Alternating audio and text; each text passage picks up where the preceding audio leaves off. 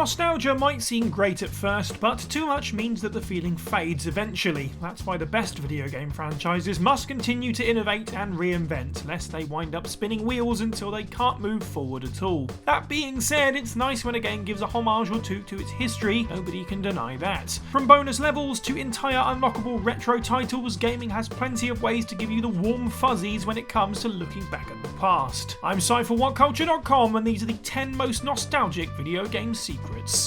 Number 10. Play the classics, Ninja Gaiden and Ninja Gaiden Black. There's plenty of examples of video games that pay their respects to the origins of their series by outright including older games within their list of unlockables. Ninja Gaiden is just one of many examples of this. The 2004 reboot of the series makes it possible to play all 3 of the NES titles if you're skilled enough to unlock them, making it a worthy addition to any gaming collection based on its amount of content alone. A year later, the game was re-released with some improvements and tweaks as Ninja Gaiden Black. Whilst it was sadly missing the NES games, it had something wholly unique to offer. Completing the game on Ninja Dog difficulty unlocks the 1988 arcade game. This rarely seen and often overlooked version is completely different to the tough-as-nails platformers of the NES, more akin to a side-scrolling beat-em-up with big, beautiful arcade sprites. Even better, changing Ninja Gaiden Black's in-game language to Japanese even cleverly affects the arcade unlockable. Whilst Team Ninja were focusing on building a new Ninja Gaiden with this second trilogy, they weren't afraid to honour the past.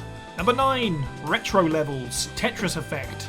If you were asked to close your eyes and picture Tetris, how would you see it? Despite the numerous releases in the series, it's fair to say that most gamers' minds go to that familiar off yellow and black of the Game Boy's glow when they think about the best-selling puzzle game. Getting to level 50 in 2018's Tetris Effect will unlock a stage that is an ode to this legendary version. Just seeing blocks fall in this colour scheme will be enough to make you feel warm inside, but the extra effort is truly lovely. A morphing background of squat dancing Russian men and the architecture that we all remember from the game's title screen.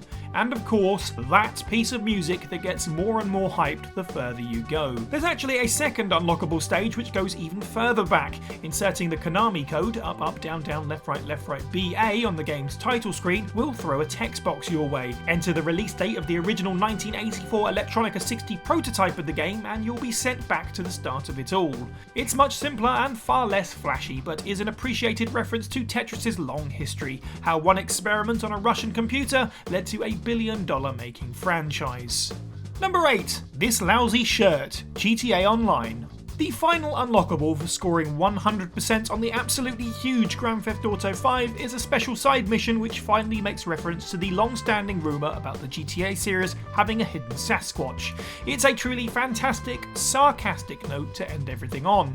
The game's online portion has something lesser, but in its own way, just as special. GTA Online's Heists update brought the elite challenges, requirements that made the game's heists an altogether more gruelling affair.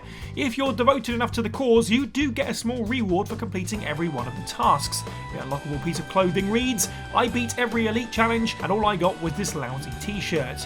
It's more than just a dumb gag though, and may bring a wry smile to the face of long-time GTA fans. This is a nod to a very familiar unlockable in the 2002 PS2 title Grand Theft Auto Vice City. Getting everything in that game nets the player a Frankie Says Relax style tee that states, "I completed Vice City and all I got was this lousy t-shirt." It made GTA Online's unlockable outfit not so lousy after all, and instead a really nice callback for Grand Theft Auto diehards. Number 7. Retro Appreciation, Prince of Persia, Sands of Time.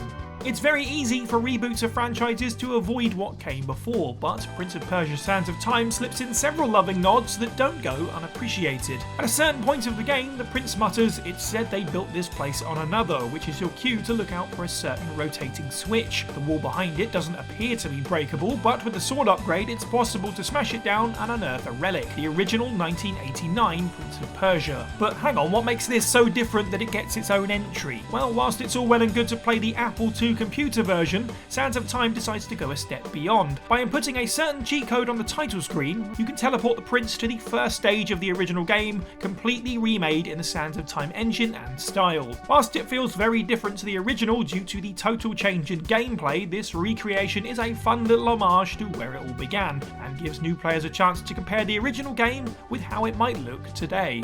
Number 6. EX3 costumes, Resident Evil 6. Resident Evil 6's overstuffed campaign might be an easy thing to mock with its nonsensical story and its over-reliance on QuickTime events, but when it's not asking you to wiggle your analog sticks until your thumbs fall off, it's not all that bad of an action game. There's some fun to be had in the multiplayer, and some cool stuff to unlock along the way if you can stick with it. Not only does every character in the game have multiple unlockable outfits, the EX3 costumes are truly something special. Resi 6 may be worlds away from the classic games in terms of how they play, but these unlockables can take you back to the past with their blocky polygonal joy. Time in gaming where things were much simpler. Nobody had any facial expressions, and all of their fingers were glued together. Leon, Chris, Ada and Sherry all don throwback looks, and even newcomers such as Piers and Jake get a chance to strut their pixelated stuff.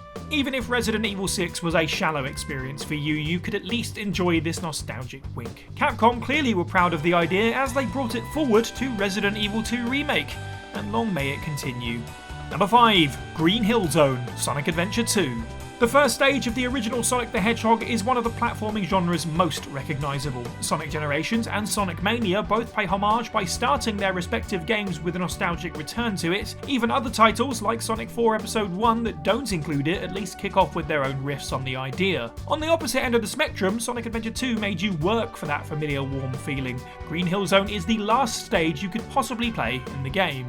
Collecting all 180 of the game's emblems is no easy feat, requiring players to beat all 5 missions in each stage, as well as all the other modes that the game offers. When you do, however, it's worth more than just bragging rights, as a new level appears on the stage select. Starting off as 2D for just a moment, when the camera swings around, it's really interesting to see how the developers have turned Green Hill Zone's layout into a more 3D space. All the classic moments are here, including the loop-de-loop, spinning through narrow tunnels, and invincibility power-ups hiding in trees. Too many games have minimal rewards for total completion, so having this fun little throwback as the final bow on Sonic Adventure 2 was a wonderful surprise.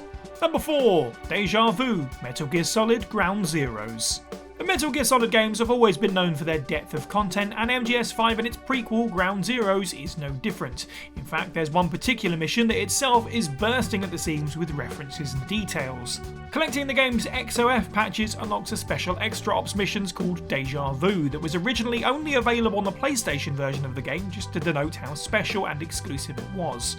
It's not really clear why Snake would need to recreate a bunch of photographs that he's been sent, but long-time Metal Gear fans will have too much fun to care. Each photo that the player is tasked with recreating is an homage to a scene in the original game, including sneaking past the helipad from the opening scenes to the final moments of the car chase with Liquid Snake. It's all very much a love letter to the first Metal Gear Solid title, complete with audio re-recordings and references to conversations that fans will remember fondly. The whole thing actually gets even better if you're wearing the unlockable classic Snake costume, unlocking even further details like turning the generic prisoners into Anderson and Baker from MGS1. It was an appropriately reflective affair considering that the MGS5 project was the final game in the series that original director Hideo Kojima would work on. Number 3. Blast from the Past, Driver, San Francisco.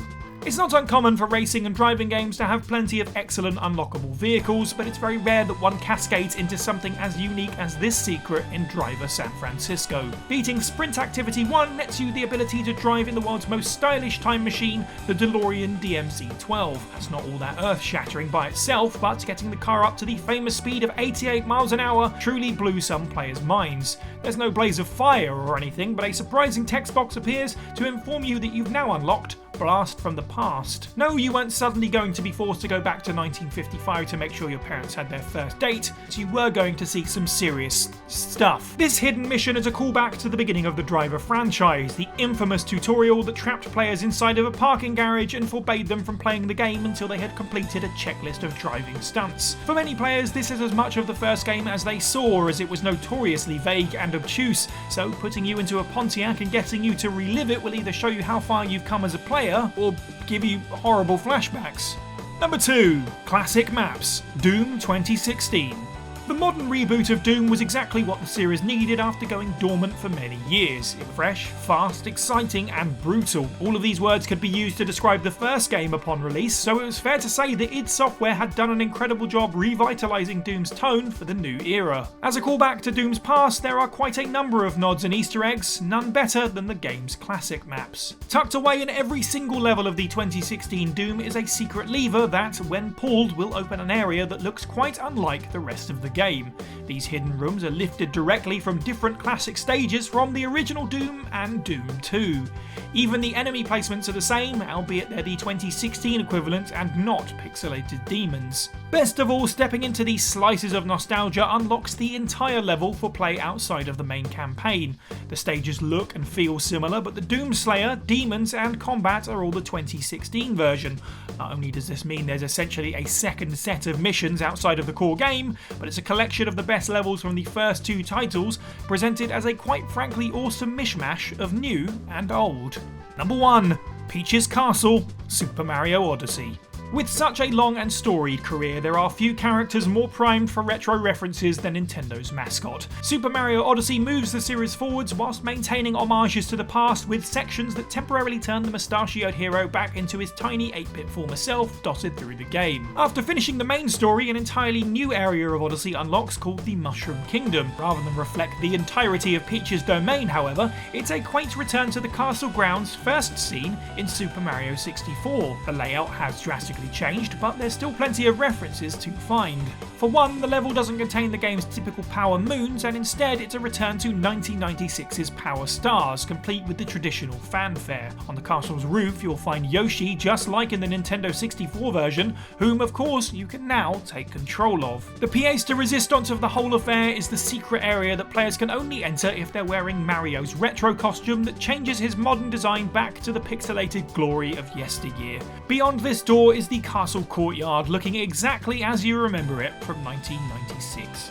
These aren't nostalgic tears in my eyes, it's just been raining in the studio today.